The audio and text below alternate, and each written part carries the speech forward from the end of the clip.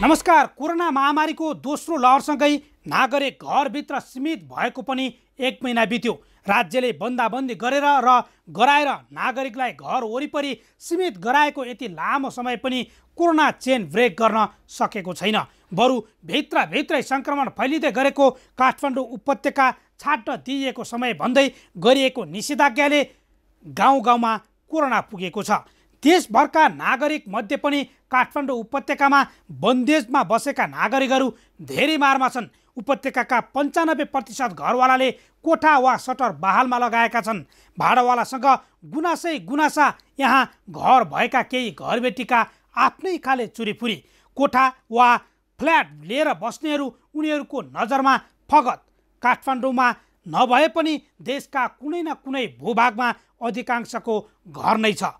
घरमा गाउँबाट परिवारको मान्छे आएको चाल पाएपछि पानी बन्द गरिदिने, तपाईँका मान्छे आएर घर फोहोर भयो भन्दै 2वटा कोठा र फ्ल्याट लिनेलाई पुरै आँगन बढार्न लगाउने, मानसिक तनाव दिने, अग्रिम त्यो पनि 1 गते नै भाडा दिन दबाब, यो त अति भएन र? उपत्यका आएकाहरूमध्ये कतिको सपना पुरा हुन्छ त कति सपनामै सीमित हुन्छन्। घर भाडामा लगाउने, प्रत्येक वर्ष जस्तो भाडा बढाउने, कोठामा बस्नेहरूका लागि सुविधा नै महँगो शुल्क तिर्नुपर्ने बाध्यता, तर घर बहाल कर तिर्नै नपर्ने। कर तिर्नबाट उम्किनका लागि मेरो घरमा आफन्त बस्छन् भन्ने बहाना घर भाडामा लगाउनु गलत होइन, तर पैसा उठाइसकेपछि आफू कहाँ बस्नेहरूको सेवा सुविधा पनि ध्यान दिनुपर्छ। पानीको सुविधा छ कि छैन, अन्य सुविधा पर्याप्त छ छैन, कुनै समस्या परेको छ कि, एउटै घरमा बसिसकेपछि एउटै परिवार जस्तो हुनुपर्छ। घर बेटीले खानै नपाएका केही नभएर उनीहरूको शरणमा लिन आए जस्तो गर्नु अमानवीय अपराध हो। कोरोनासँगै गाउँ पस्नेहरूमा बढ्दा घरवाला पनि पीडा थपिएको छ। कतिले ऋण काटेर घर बनाएका होलान्, उनीहरूले मासिक रूपमा किस्ता बुझाउनु पर्नेछ। डेरामा बस्नेले समेत भाडामा नदिँदा उनीहरूले कसरी बैंकको किस्ता बुझाउँछन्? तर सम्पत्ति टन्न भएकाहरूले अग्रिम भाडा माग्ने, पानी नदिने, तुच्छ व्यवहार गर्ने, बिना कारण कोठा सर्न लगाउने गर्नु भने अमानवीय हरकत नै हो। समस्या सबैका आफ्नै हुन्छन्। घर हुँदैमा घरले नै पैसा फलाउँदैन। डेरामा बस्नेहरूले दिएपछि घरवालाले पाउने हो र यसरी नै जीवन चल्दै जाने हो। घर हुनेले डेरामा बस्नेहरूलाई सम्मानजनक व्यवहार गरौँ। काठमाडौँमा घर छ भन्दैमा विभिन्न सपना साँचेर देशभरबाट आउनेहरूको मान सम्मानमा ठेस नपुर्याउँ। काठमाडौँ उपत्यका यस्तै रहेछ। कतिपयका लागि राम्रो घरबेटी पाउन मुस्किल, कतिपय घरबेटीलाई खुरुखुरु भाडा दिने डेरावाल पाउन मुस्किल। आउन सुरु गरौँ आम जनताले बेहोरेको समस्या, अभाव र सरकारी सेवा सुविधाको झन्झट समाधानको सारथी बन्ने कार्यक्रम जनताको इजलास। म बालकृष्ण शर्मा। कार्यक्रमको सुरुवातमा हेरौँ यो झलक।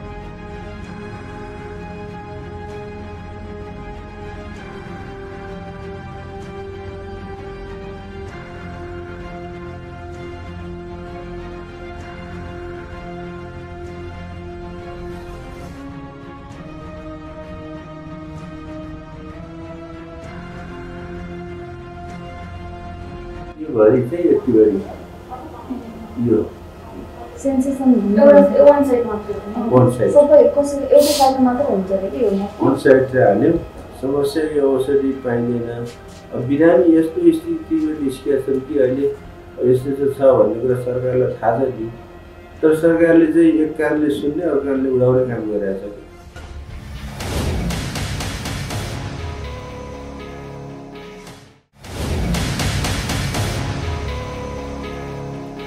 स्वागत छ कार्यक्रम जनताको इजलासमा। आज हामी कोरोना संक्रमणले नरोकिएको मृत्युदर र पशुपति आर्यघाटमा सब व्यवस्थापनमै कठिनाई भएको रिपोर्ट, निजी अस्पतालले उपचारमा गरेको मनोमानी र सरकारले सेवा तथा शुल्क सार्वजनिक गर्न गरेको ताकेता बारेको रिपोर्ट र कोरोनाका बिरामीमा देखिएको आँखा बिगार्ने म्युकोमराइकोसिस अर्थात् एक प्रकारको कालो ढुसीको संक्रमण रोकथाम र उपचार बारेको सचेतनामूलक रिपोर्ट सहित उपस्थित भएका छौँ। तपाईसँग पनि कुनै समस्या र गुनासो छन् भने हामीलाई पठाउन सक्नुहुनेछ। तपाईहरुको समस्या र गुनासोलाई हामी कार्यक्रममा उच्च प्राथमिकता दिनेछौँ। अब आजको पहिलो विषय, कोरोना परीक्षणको दायरा केही घटाएपछि संक्रमण घटे जस्तो देखिन्छ, तर काठमाडौँ उपत्यकामा संक्रमण कम नभएको भन्दै फेरि निषेधाज्ञा थपिएको छ। कोरोनाबाट मृत्यु हुनेको संख्या समेत नघट्दा यति बेला सब व्यवस्थापनमै कठिनाई भएको छ। पशुपति आर्यघाटमा भएको विद्युतीय शवदाह स्थायी घाटका समेत सब अन्त्येष्टि गर्न कठिनाई भएपछि अस्थायी रूपमा घाट समेत बनाइएको छ। अझ पछिल्लो समय त अन्त्येष्टिका लागि आवश्यक पर्ने सामग्रीको समेत अभाव हुन थालेको छ। हेरौँ यो रिपोर्ट।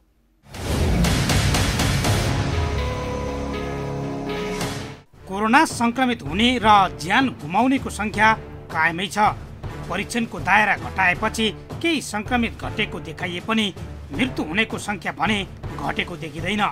यति बेला पशुपतिनाथको मन्दिरमा पूजा आरती लगायतका गतिविधि निषेधाज्ञाका कारण ठप्प भए पनि आर्यघाटमा भने सब अन्त्येष्टि गर्नेहरूको भिड नै देखिन्छ। अहिले पनि कोरोना लागेका व्यक्तिहरूको अन्त्येष्टिका लागि नेपाली सेनाले तयार गरेको शवदाह सहित नन कोभिड बिरामीहरूको अन्त्येष्टि गरिने शवदाहमा अन्त्येष्टिका लागि पालो कुर्नुपर्ने अवस्था छ।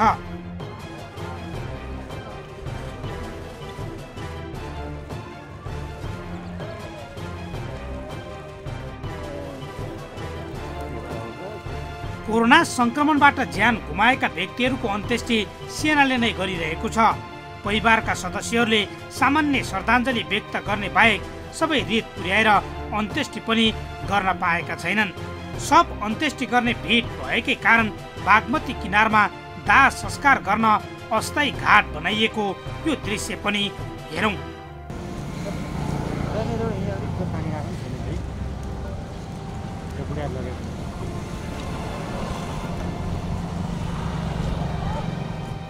विद्युतीय शवदाह गृहमा पनि कोरोना संक्रमणबाट मृत्यु भएका व्यक्तिहरूको अन्त्येष्टि गरिँदै आएको छ।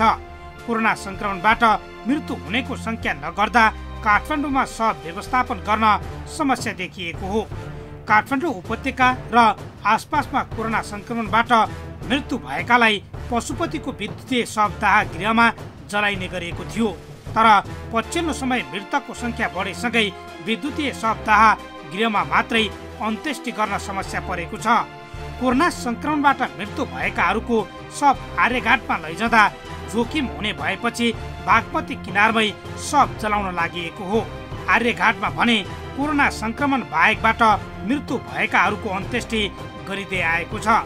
यति बेला शव अन्त्येष्टि गर्ने धेरै संख्या भएपछि अन्त्येष्टिका लागि चाहिने सामग्रीको समेत अभाव देखिएको छ।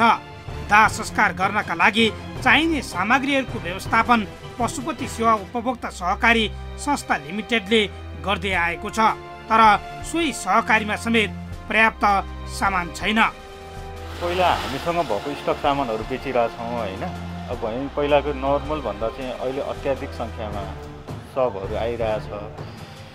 जुन हिसाबले सामानहरू उपलब्ध हुनुपर्ने त्यो हिसाबले भएको छैन। कसैले दुःख सुख गरेर चाहिँ नि चलाइराख्नु भएको छ। कतिले घरमै भएको सामान युज गरेर कति चिजहरू त हामीसँग सकिसक्यो, स्टक भएको चिज सकिसकेको छ। त्योभन्दा बाहेकको सामानहरू एउटा लेभलको हामीसँग स्टक भएको चाहिँ हामीले बेचिरहेको छौँ, चलि नै रहेको छ भनौँ न। तर यसले अब कन्टिन्यू भइरहँदाखेरि चाहिँ यही हिसाबको रेसियो भयो भने धेरै दिन चाहिँ नधान्ला। एउटा लेभलको चाहिँ सामान मान्छेले दुःख पाइरहेको छ एउटा हिसाब भनेको टाइममा सामान पाएको छैन हिन्दू संस्कारअनुसार गर्ने कामहरूको लागि सबै सामानहरू चाहिँ एउटा लेभलको चाहिँ उपलब्ध छ तर भने जति सङ्ख्यामा भने जति चाहिँ पाएको छैन अब कसैले सहज बनाउँदै घरमै भएको सामान युज गर्ने भनेर पनि काम गरिरहँदा चाहिँ त्यस्तै छ निषेध आज्ञाका कारण अन्य देशबाट ल्याउनु पर्ने कपुर सालको धुप कुसिर भृङ्गिराज तामा काँच र पित्तलका भाँडा लगायतका सामग्री अभाव भएको छ देशभर निषेधाज्ञा रहेका कारण क्रिया दाह संस्कार र दानका लागि चाहिने मृत्यु संस्कारका सामान सहज रूपमा पाउन मुस्किल छ नेपालमा नपाइने भने चाहिँ कपुरहरू भयो होइन सालधुपहरू भयो सालधुपहरू भने चाहिँ नेपालमा पनि छ खोटे सल्लाहकोहरू तर त्यसको चाहिँ नि कलेक्सन सङ्कलनहरू चाहिँ नेपालमा चाहिँ व्यावसायिक रूपमा भइसकेको अवस्था छैन त्यसमाथि पनि यो आपूर्तिकर्ताहरू जुन हुन्छ व्यवसायीहरू हुनुहुन्छ त्यसका उहाँहरूले चाहिँ नि सहज ढङ्गले चाहिँ नि उपलब्ध गराइदिइरहनु भएको छ जस्तो सालधुप कपुर जस्ता सामानहरू परालहरू दाउराको विषयमा चाहिँ नेपाल सरकारको जुन टिम्बर कर्पोरेसन छ उहाँहरूले चाहिँ दाउरा उपलब्ध गराइरहनु भएको छ यहाँबाट चाहिँ नि उपलब्ध गराउने भने चाहिँ त्यो जुन मुठे दाउराहरू हुन्छ त्यो मुठे दाउरा चाहिँ नि विभिन्न सप्लायर्सहरू आपूर्तिकर्ताहरू जुन सहजकर्ता व्यवसायीहरू हुन्छ उहाँहरूले चाहिँ यहाँसम्म ल्याउनु भएको छ उहाँहरूलाई हामीले मोटर चाहिँ छोडिदिनुहोस् भनेर प्रहरीहरूसँग पनि एउटा चाहिँ सिफारिस पत्र बनाएर चाहिँ काम चाहिँ अगाडि बढिरहेको छ तर तपाईँले भन्नुभएको जुन नेपालमा नपाइने सामानहरू भने चाहिँ विशेष गरेर कपुर र सालधुप हो यो पनि लासको मात्रा अथवा डेड बडीको मात्रा व्यापक भइसकेको अवस्थामा चाहिँ कम मात्रामा जुन संस्कारले दिनुपर्ने कुरो छ त्यो चाहिँ वितरणमा चाहिँ पुर्याइरहेको छ एकातिर सामान अभाव त छँदैछ अर्कातिर अन्त्येष्टिका लागि प्रयोग हुने सामान पहिले भन्दा महँगिएका छन् परालको मुठा मसिनो कपुरको धुलो मैनको धुलो मुठा दाउरा नसुक्दा सब व्यवस्थापनमा समस्या भएको गुनासो बढेको छ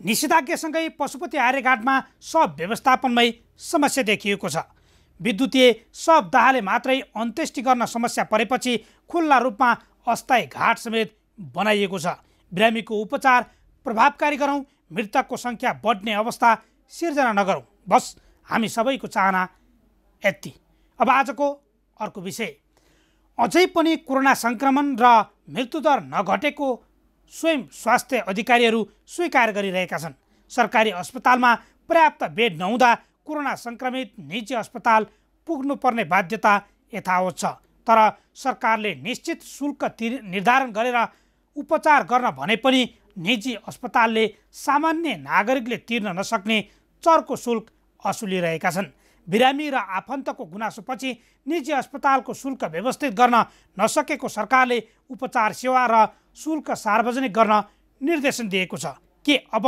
निजी अस्पतालको उपचारमा चल्दै आएको मनोमानी नियन्त्रण होला त हेरौँ यो रिपोर्ट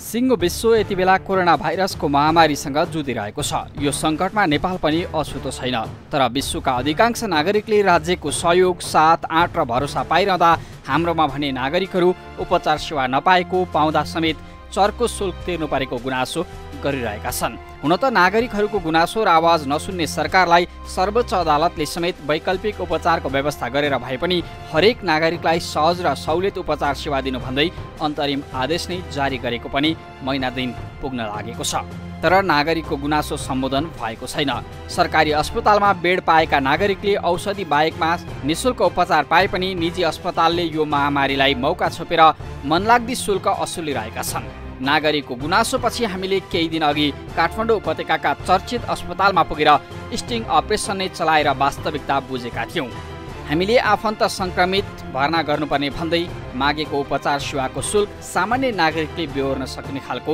छँदै थिएन यो सुन्नुहोस् 29,600 इमर्जेन्सीमा राख्नुपर्छ होइन त्यसमा इन्क्लुडिङहरूको बेड चार्ज डक्टर र नर्सको चार्ज गरिरहन्छ यदि अब माथिको वार्डहरू खाली छ भने वार्ड चाहिँ हाम्रो ट्विन र सिङ्गल छ होइन ट्विन बेडको चाहिँ हजुरको 18को चार्ज चाहिँ ट्विनको 17,000 पाउन हुन्छ अनि हजुरको सिङ्गलको 22,000 पाउन हुन्छ इन्क्लुडिङ हजुरको बेड चार्ज डक्टर र नर्सको चार्ज गरिरहन्छ होइन अनि आइसियु र भेन्टिलेटर सपोर्टको लागि गऱ्यो भने अक्सिजन लेभल घटेको त 29,650 रुपियाँ नै पर्न हुन्छ। भेन्टिलेटर चाहिँ हजुरको आउटबेडमा हुन्छ, यदि क्यानको आउनु चढाउनु पऱ्यो भने 10 कम्पनी पनि सक्नुहुन्छ हजुरको। अक्सिजनमा चाहिँ अब हजुर कति लिटर भित्रमा चढ्नुहुन्छ त्यो अनुसार हजुरको अक्सिजनको छुट्टै चार्ज आउँछ। 1 लिटर मात्रै हो कि हजुर वार्डमा कस्तो बेडमा भन्नुहुन्छ त्यसमा भन्नुपर्छ। तपाईँले बेडको डक्टरको सबै नर्सिङहरू कोभिड जोडेर 18,000 चाहिँ 24,000 पर्नुहुन्छ। 18 देखि 24, नर्मलमा 18 अनि राम्रो खालको भए 24। हजुर हजुर नर्मल बेडमा चाहिँ अनि आइसियु सपोर्ट अनि उसको भेन्टिलेटर भयो भने त्यो चाहिँ कति गयो भने अब आइसियुको त महँगै छ। आइसियुको रुमको मात्रै 20,000 हो, त्यसमा डक्टरको यता भेन्टिलेटर जोड्यो भने 50,000 माथि जान्छ। अनि भेन्टिलेटरको सबैबाट 50 प्लस फार्मेसीहरू परेन। ल्याब फार्मेसी परेन। ल्याब फार्मेसी चार्ज चाहिँ परेन अलग एक्स्ट्रा हो। भनेपछि त्यसको छुट्टै फरक छुट्टै पऱ्यो। टेस्ट गर्नु पऱ्यो भने त्यसको छुट्टै रेट अनुसार पऱ्यो। हजुर हजुर। संक्रमणपछि उपचार गराइरहेका नागरिक र उनीहरूका आफन्तको गुनासोसँगै राज्यले अहिले भने सबै अस्पतालले 7 दिनभित्र आफ्नो संस्थाबाट प्रवाह भइरहेको सेवाको शुल्क सार्वजनिक गर्नुपर्ने निर्देशन दिएको छ। यो हेरौँ।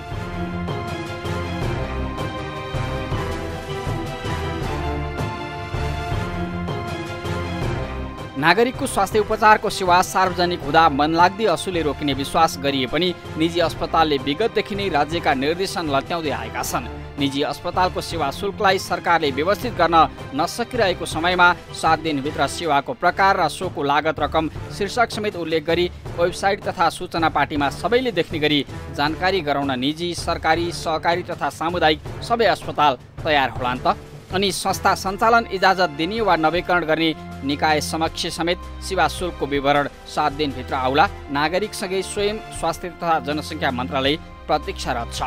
तर आजसम्म पनि नाम चलेका अस्पताल नेपाल मेडिसिटी, ग्रान्डी, हेम्स, नर्विक, स्टार, केएमसी लगायतले उपचार सेवाको शुल्क सार्वजनिक गरेका छैनन्। यो हेरौँ।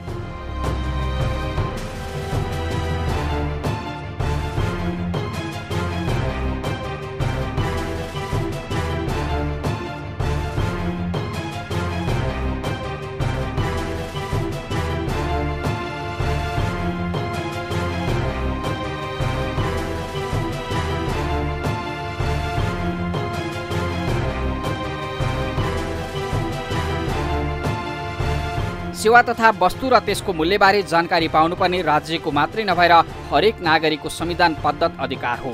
तर उपचार सेवाका नाममा मनलाग्दी गर्दै आएका निजी अस्पताल नागरिकप्रति उत्तरदायी र सेवामा कति पनि जिम्मेवार देखिएका छैनन्।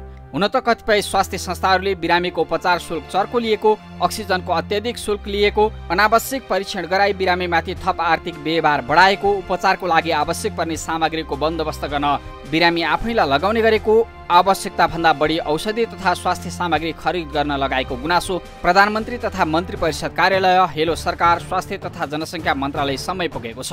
यही गुनासोको सम्बोधनका लागि भन्दै मन्त्रालयले शुल्क सार्वजनिक गर्न सबै अस्पताललाई निर्देशन दिएको भए पनि स्वास्थ्य क्षेत्रमा झाँगिएको मनोमानी रोक्न सरकारलाई सहज हुने देखिँदैन। सरकारी अस्पतालहरू सबैमा र निजी अस्पतालहरूमा पनि सरकारले सेवा प्रवाह गर्ने गरी सम्झौता गरेर सेवा प्रवाह गरिरहेको अवस्था छ भने धेरैजसो निजी अस्पतालहरूले पनि सेवा शुल्क लिएर कोभिड-19 सङ्क्रमितहरूको व्यवस्थापन उपचार गरिराख्नु भएको छ। उपचार गर्ने सन्दर्भमा लाग्ने शुल्कहरूको कुरामा नेपाल सरकारले सामान्य, मध्यम र जटिल सङ्क्रमितहरूको स्तर हेरेर 3500, 7000, 15000 प्रतिदिन प्रति बिरामीका हिसाबले लिन पाउने व्यवस्था गरेको छ। त्यसै अनुसार अस्पतालहरूमा शोध भर्ना पनि हुन्छ। निजी अस्पतालमा आफै शुल्क तिरेर अथवा अस्पतालले शुल्क लिएर सेवा प्रवाह गर्नेहरूको हकमा पनि यो तोकिएको शुल्कभन्दा 50% थप बढीमा मात्रै लिन पाइन्छ। त्योभन्दा बढी 50% थपभन्दा बढी शुल्क लिन पाइने प्रावधान छैन। कहीँ कतै कसैले त्यसभन्दा बढी लिएको, त्यस तोकिएको शुल्कभन्दा बढी लिएको पाइएमा स्थानीय प्रशासनमा, स्थानीय जनप्रतिनिधिहरू समक्ष, स्थानीय स्वास्थ्य कार्यालयहरू, त्यसपछि गएर त्यहाँ रहनुभएका अरू सम्बन्धित निकायहरूसँग उजुर गर्न सक्नुहुन्छ अथवा सञ्चार माध्यममा ल्याउन सक्नुहुन्छ। त्यस्तो भयो भने कारबाही गर्नुपर्ने विभिन्न निकायहरूले कारबाहीको दायरामा ल्याइराख्नु पनि भएको छ, ल्याउनु पनि हुन्छ। कोरोनाको दोस्रो लहरको चेन ब्रेक गर्ने अभियानमा तिनै तहका सरकार सक्रिय देखिँदै गर्दा उपचार सेवामा भूमिका खेल्नुपर्ने सरकारी, सामुदायिक, निजी सबै अस्पतालको सहकार्य अत्यावश्यक छ। तर निजी अस्पतालले नागरिक ठगिरहेको बारे सरकारी संयन्त्र बेखबर जस्तो देखिँदा संक्रमित र आफन्तहरू राज्यविहीनताको आवाज गरिरहेका छन्। होइन, बेड चाहिँ हामीले धेरै ट्राई गऱ्यौँ, कहीँ पनि छैन बेड, त्यही भएर घरमै उपचार गरेको। उयो भन्छन् सबैजनाले भन्छन् होइन, बेड छ यस्तो छ उस्तो छ भन्छन्। यहाँ देखिरहनु भएको छ तपाईँले, बाहिरै बसाएर अब जहाँ उपयुक्त हुन्छ, जहाँ अलिकति खाली ठाउँ हुन्छ त्यही उपचार गरिरहेका छन्। त्यो अरू नेताहरूले भने जस्तो या सामाजिक अभियन्ताहरूले भने जस्तो सहज चाहिँ छैन कि। दुःख पाउने हामीले नै हो, त्यो भनेर पाएर के गर्नु, जति दुःख पाएर ल्याउने लाने चाहिँ गर्ने हामीले नै त भने गर्ने केही होइन। त्यो विचार कुरालाई सुनेर हुने केही पनि होइन। त्यही भएर यो विषयमा केही पनि भने जस्तो छ त्यही हिसाबले राखेर। अर्कोतिर निशुल्क उपचार सेवा दिइने अस्पतालहरू भन्दै 30वटा अस्पतालको सूची सार्वजनिक गरेको सरकार आफ्नै प्रतिबद्धता कार्यान्वयनमा सफल नभएको गुनासो समेत नागरिकले गरिरहेका छन्।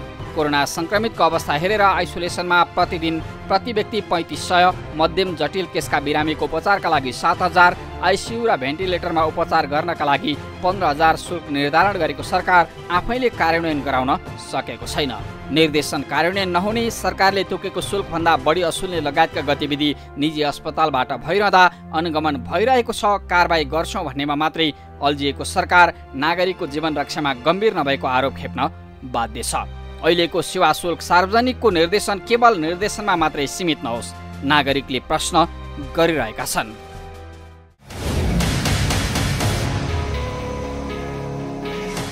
अनुगमन गर्दैछु, कारबाही हुन्छ, ढुक्क हुनुहोस् भन्ने बाहेक सरकारबाट नागरिकले केही राहत पाएनन्। सरकारी अस्पतालमा बेड नपाउँदा निजी अस्पताल पुगेका नागरिकलाई सहज र सहुलियत उपचार दिलाउने दायित्व राज्यको हो। निजी अस्पतालको मनोमानीमा टुलो हेरेर बस्ने होइन, तोकिएको शुल्क अनुसारको उपचार र निर्देशन नमान्नेमाथि कारबाही हुनुपर्छ। निजी अस्पतालको मनोमानीमा राज्यको मौनतामाथि हाम्रो खबरदारी जारी रहनेछ। अब एकैछिन विश्रामपछि कोरोना बिरामीमा देखिएको आँखा बिगार्ने म्युकोमाइकोसिस अर्थात् एक प्रकारको कालो ढुसीको सङ्क्रमण रोकथाम र उपचार बारेको सचेतनामूलक रिपोर्टसहित उपस्थित हुनेछौँ। हामी सँगै रहनुहोला।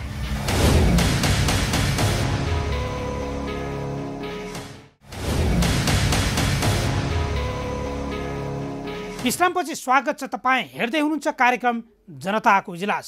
कोरोना महामारीबाट सङ्क्रमित व्यक्तिको ज्यान जोगाउन यति बेला देशभरका स्वास्थ्यकर्मी र चिकित्सक अहोरात्र खटिएका छन्। तर फेरि नै भेरिएन्ट र नयाँ स्वास्थ्य समस्याले महामारीको मार बढाइरहेको छ। बेलायतमा देखिएको म्युकोमाइकोसिस अर्थात् कालो ढुसीका 12 जना बिरामी नेपालमा विभिन्न स्थानमा फेला परेसँगै यो स्वास्थ्य समस्याको समाधान कसरी गर्ने र कसरी जोगिने भन्ने चिन्ता बढ्न थालेको छ। यसबाट मृत्यु हुनेको सङ्ख्या पनि बढ्दैछ। म्युकोमाइकोसिसको जोखिम, सचेतना र उपचारबारे तयार पारिएको यो रिपोर्ट अब हेरौँ।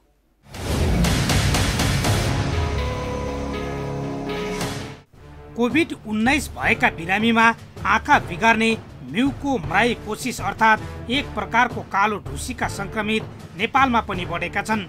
बेलायतमा देखिएको यो सङ्क्रमण नेपालमा पनि 12 जनामा पुष्टि भएको स्वास्थ्य तथा जनसङ्ख्या मन्त्रालयले जनाएको छ। 10 दिन अघि मन्त्रालयले 3-4 जनामा कालो ढुसीको सङ्क्रमण देखिएको जानकारी दिएको थियो। तर अहिले म्युकोमाइकोसिसका 12वटा रिपोर्ट फेला परेको छ। वीरगञ्ज, नेपालगञ्ज र काठमाडौँ लगायत स्थानका अस्पतालबाट कालो ढुसीको सङ्क्रमण फेला परेका हुन्। नेपालमा सुरुमा सीमावर्ती सहर वीरगञ्जबाट कालो ढुसीको सङ्क्रमणबारे मन्त्रालयलाई रिपोर्ट गरिएको थियो। के हो त यो कालो ढुसी? यही विषयमा जान्न हामी काठमाडौँमा उपचार गराइरहेका बिरामी, आफन्त तथा चिकित्सक कहाँ पुगेका छौँ। नेपाल राज्यभरि पनि हामी दौडधुप गऱ्यौँ। दुईवटा चिठी आउनको लागि हामी ढाकाबाट सुर्खेतबाट धनगढीबाट पनि एक चिठी मगायौँ। त्यस्तो दुःख पायौँ। इन्डियाको हामीले बरेलीबाट इन्डियाको लखनऊबाट दिल्लीबाट पनि ल्याउने कोसिस गर्दाखेरि सम्भव भएन। साह्रै दुःख पाइयो। यत्रो दुःख पाएको नागरिकको एउटा सेवाको लागि बनेको सरकारले कुनै पनि सेवा दिएन हामीलाई। यो टेकुमा हामीले हस्पिटलको चिठी लिएर जाँदाखेरि पनि उहाँलाई एउटा व्यवस्था गरेर चाहिँ पेपर निकाल्नु भयो। कुनै सहुलियत हेर्नु उहाँहरूले चाहिँ गर्नुभयो। मेडिसिनको लागि चाहिँ डक्टरले यहाँबाट इएनटीको डक्टरले धेरै नै प्रयास गर्नुभयो, यताउता खोज्नुभयो। अनि लेटर पनि बनाइदिनु भयो यहाँ डक्टरहरूले अब सिफारिस गरेर पाइन्छ कि भनेर, तर पनि उहाँबाट चाहिँ यस्तो टेकुबाट चाहिँ पाइँदैन। हामीले पाउनुपर्ने पूर्ण सहयोग लिएर हस्पिटल पाएका छौँ। यहाँको डाक्टरहरूबाट स्टाफ नर्सहरूबाट जुन सहयोग पाएका छौँ, उहाँको सहयोगले नै उहाँको व्यवहारले नै हाम्रो सायद रोग ठिकै हुन्छ जस्तो पनि लागेको छ। तर सरकारको तर्फबाट हामीलाई कुनै पनि सहयोग छैन। र यो रोग यो पहिलो केस भएको नाम उचित छ।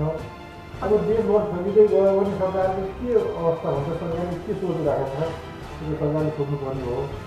त्यो पहिलो केस भएको नामले पो हामीले त्यो उहाँले व्यवस्था गर्नुभएको छ। होइन नेपालभरि फैलिएर उहाँ चाहिँ नेताको कुनै घटनाहरू कसैलाई देखियो भने उहाँले के गर्नुहुन्छ यो अवस्थामा? करोड लिएर चाहिँ नेताहरूले चाहिँ औषधि उपचार गर्नुहुने, जनतालाई 1 लाख रुपियाँ सहुलियत दर के सहुलियतले त्यो पनि भएको औषधि पनि उपलब्ध गराइदिएको भए पनि हामीलाई यति दुःख पाउँथ्यौँ होला नि त। हामीले औषधिको मूल्यभन्दा हाम्रो ढुवानीमा हाम्रो आवजावतमा यति पैसा खर्च भइसक्यो कि सायद घरमा अब 1 रुपियाँ पनि निकाल्नु पर्ने सक्ने अवस्था छैन। एउटा ट्याब्लेटलाई 6000 7000 पर्छ बाहिर किन्ने भनेको छ होइन। अब त्यो सरकारी भयो भने चाहिँ फ्री हुन्छ। अब जसले चाहिँ अब गर्न सक्छ किन्न सक्छ उसको चाहिँ भयो। अब जसले एफोर्ड गर्न सक्दैन उसको अब यतिकै नै मर्ने भइहाल्यो त। भारतको नयाँ दिल्लीमा कोरोना सङ्क्रमितहरूमा अत्याधिक मात्रामा ब्ल्याक फङ्गसको समस्या देखिएपछि यसलाई महामारीको रूपमा नै घोषणा गरिएको छ। नेपालमा पनि यो सङ्क्रमण देखिएपछि फेरि त्रास फैलिएको छ। कोरोना सङ्क्रमित बिरामीहरूमा अनुहारमा अत्याधिक दुखाइ, आँखामा समस्या तथा अनुहार शून्य लगायतका समस्या यसले देखाउँछ। नेपालगञ्जमा यो समस्या देखिएपछि उपचार पद्धति र औषधि खोज्दै काठमाडौँसम्म आइपुगेको यो भनाइ सुनौ। यो साइडभरि यो दाहिने साइडभरि मेरो दायाँ साइडमा हो होइन, यो भरि चाहिँ यसरी तर यो भरि फेरि केही भएको छैन। अनि यो भरि चाहिँ यतिभरि यो सेन्सेसन वान साइड मात्र हो। वान साइड सबै कसै एउटा साइडमा मात्र हुन्छ रे कि यो वान साइड चाहिँ हाल्यो त्यस्तो भयो। तर कोभिडको चाहिँ 10 दिन हामी त्यहाँ हस्पिटल 10 बिघा कोभिड बस्यौँ। त्यसभन्दा पछाडि डिस्चार्ज गरेर घर आउँदाखेरि घर आएको चाहिँ भोलिपल्टबाटै मेरो यो साइडको आँखा सुन्यो दुख्दाखेरि अब त्यहाँ अहिलेको अवस्था यस्तो डक्टरले कुरा गर्ने समस्या भेट्ने समस्या झन्डै नेपालमा गएर एकजना चाहिँ चौधरी डाक्टर थियो इएनटीको त्यहाँ गएर देखाउँदाखेरि चाहिँ खासै सन्तुष्टि भएन त्यहाँबाट।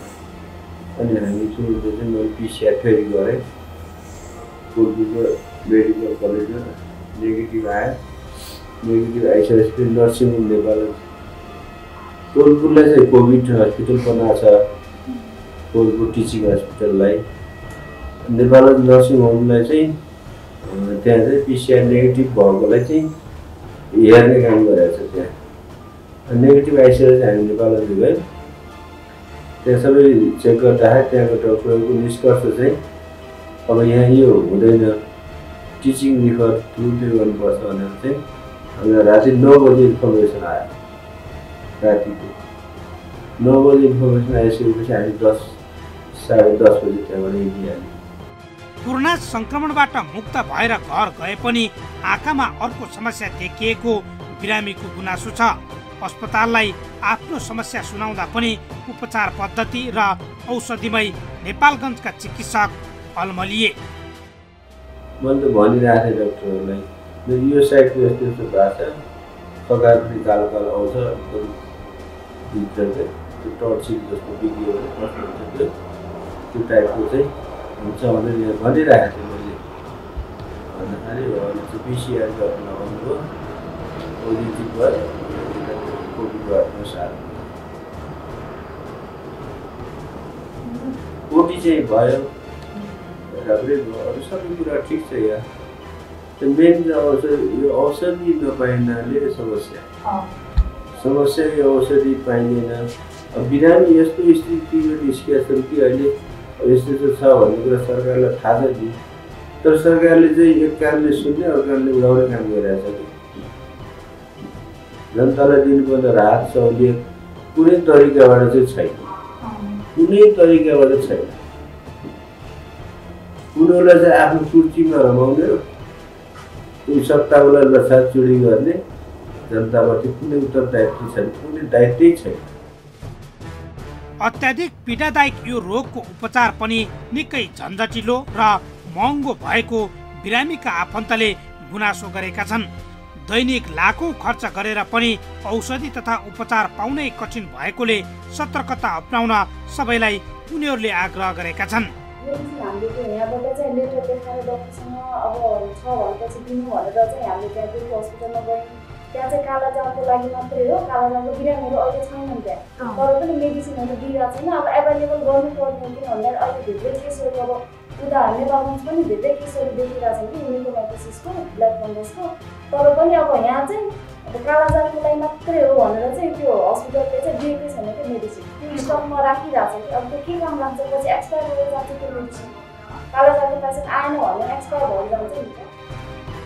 त्रिवी शिक्षण अस्पताल वीर अस्पताल तथा नर्विक अस्पतालमा कालो ढुसीका बिरामीको उपचार भइरहेको छ त्रिवी शिक्षण अस्पतालमा मात्रै 4 जनाको उपचार भइरहेको छ शिक्षण अस्पतालमा कोभिड व्यवस्थापनमा खटिनुभएका छातीरोग विशेषज्ञ डाक्टर निरज बमका अनुसार नेपालगञ्जका 1 जना र काठमाडौँका 3 जनाको अस्पतालमा उपचार भइरहेको छ अब यसमा चाहिँ ब्ल्याक फङ्गस चाहिँ एउटा महामारीको रूपमा आउन सक्ने टड्कारो सम्भावना छ र यसलाई एकदम सतर्कतापूर्वक नेपाल सरकारले स्वास्थ्य मन्त्रालयले पनि हेरेको अवस्था छ र हामी कहाँ शिक्षण अस्पतालमा अहिले 2 जना पहिल्यै हुनुहुन्थ्यो 1 जनाको अपरेसन भइसकेको छ र 1 जना हिजो राति फेरि आउनुभएको छ उहाँ पिसिआर नेगेटिभ भइसकेपछि पनि अस्पतालमा उपचार गरेर फर्केको बिरामी हो ललितपुरबाट आउनुभएको छ तसर्थ अब यो चाहिँ हाई अलर्टको अवस्था हो किनभने भारतमा पनि सुरुमा कोभिड भाइरस पनि भारत र नेपालमै थिएन हैन पोहोर साल एकदम हाई अलर्ट हुँदाहुँदै पनि अहिले आज यो महामारी ल्याएको छ त्यसै गरेर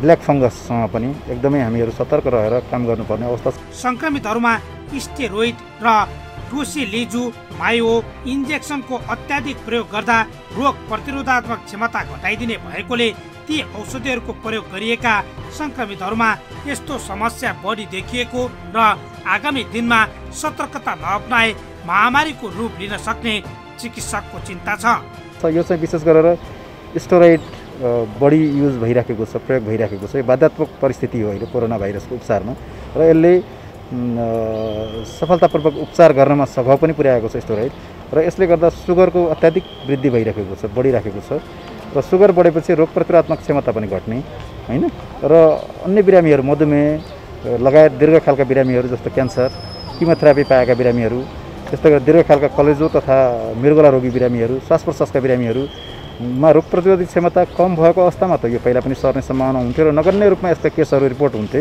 भने अहिले कोरोना भाइरसको उपचारमा प्रयोग भइरहेको स्टेरोइड पछि निकै सङ्ख्या बढ्न सक्छ भन्ने हामीलाई एउटा भएर हामी सतर्क रहेका छौँ र यो चाहिँ यसले चाहिँ विशेष गरेर नाक र मुखबाट सङ्क्रमित व्यक्तिकोबाट या ढुसी हो यो कुनै किसिमको स्पोर्सहरू भन्छौँ हामी यो चाहिँ नाक र मुखको माध्यमबाट फोक्सोमा पनि पुग्छ र नाकबाट साइनसेसहरू हैन वरिपरि रहेका क्याभिटीहरूमा पुग्ने र क्याभिटीबाट कहिलेकाहीँ यो चाहिँ त्यो वरिपरि यसले कालो ढुसी जमाएर यो चाहिँ ब्रेनसम्म राइनो सेरेब्रल म्युकोमाइकोसिस हैन ब्रेनसम्म पनि पुग्दिने हुन्छ त्यस्तो अवस्थामा मेनिन्जाइटिस जस्ता लक्षणहरू देखिने बान्ता हुने टाउको दुख्ने ज्वरो आउने जस्ता लक्षणहरू हुन सक्छ म्युकोमाइकोसिस एक प्रकारको दुर्लभ संक्रमण हो जसको बेलैमा निदान र उपचार नभए बिरामीको मृत्यु समेत हुने चिकित्सकहरू बताउँछन् अहिलेसम्म 12 जनामा यो संक्रमण देखिँदा र बिरामीले शास्ति पाउँदा सरकारले खासै प्राथमिकता दिएको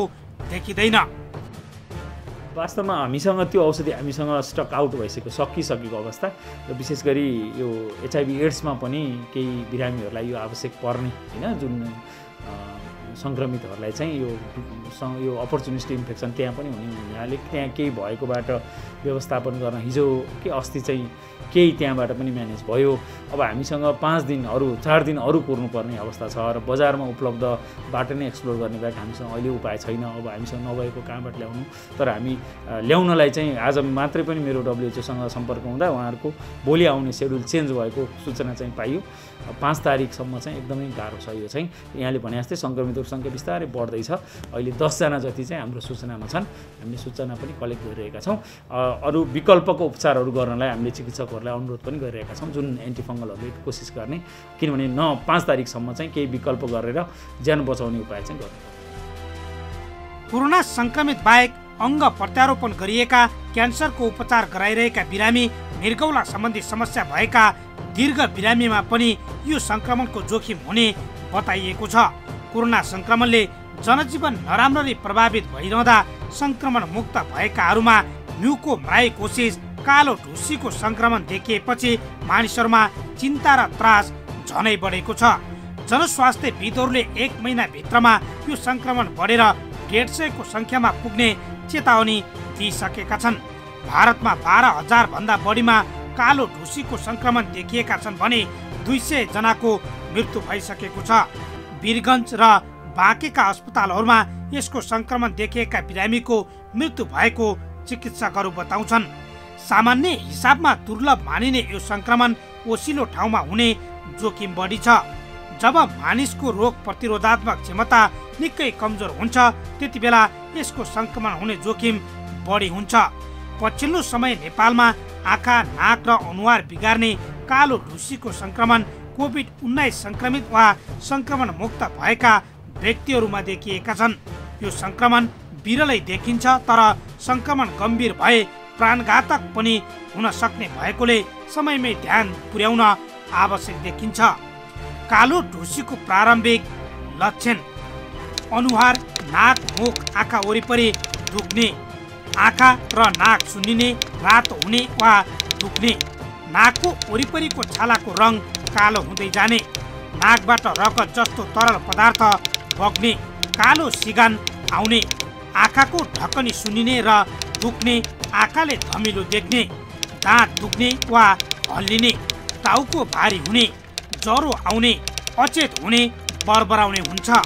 कालो ढुसी सङ्क्रमणबाट बच्ने उपायहरू: सफा र सुक्खा मास्क प्रयोग गर्ने, डिस्पोजल मास्कको पुनः प्रयोग नगर्ने, नियमित रूपमा हात धुने वा सेनिटाइजर प्रयोग गर्ने, व्यक्तिगत सरसफाइमा ध्यान दिने, धेरै धुलो भएको र ओसिलो ठाउँमा नजाने, नुनिलो पानीले नाक सफा गर्ने, पोमिडोन आयोडिन भएको तरल पदार्थले घाँटी र मुख खुल्ला गर्ने, मधुमेह भएका बिरामीले सुगर नियन्त्रणमा राख्ने, स्वास्थ्य कर्मीको सल्लाहमा मात्रै औषधि प्रयोग गर्ने। कालो ढुसीले गराउने सङ्क्रमणको सुरुवाती चरणको पहिचान र उपचार गर्ने विधिबारे चिकित्सकहरूलाई सहयोग पुर्याउने उद्देश्यले सरकारलाई एडभाइजरी जारी गर्न सहयोग गरिएको छ। सरकारले सोही एडभाइजरीको आधारमा प्रोटोकल तयार पार्ने र सार्वजनिक गर्ने तयारी पनि गरेको छ। कालो ढुसीको उपचारमा प्रयोग हुने एम्फोटेरिसन बी औषधि नेपालमा अभाव छ। सरकारले तत्काल यसको व्यवस्था गरी उपचार र रोकथाममा समयमै ध्यान पुर्याउन जरुरी छ।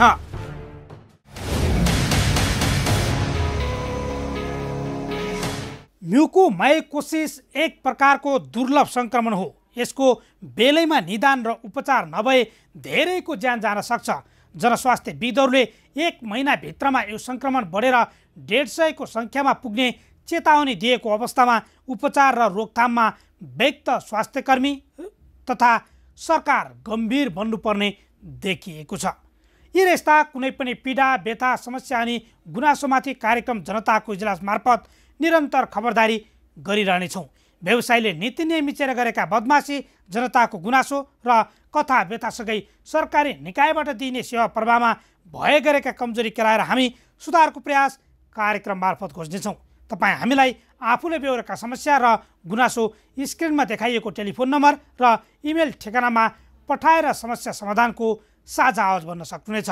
हौस् त आजका लागि जनताको इजलास यति नै। फरक विषयवस्तु र तपाईँहरूकै गुनासोसहित अर्को कार्यक्रममा पुनः उपस्थित हुनेछौँ। प्राइम टाइम्स टेलिभिजन हेर्दै रहनुहोला। नमस्कार।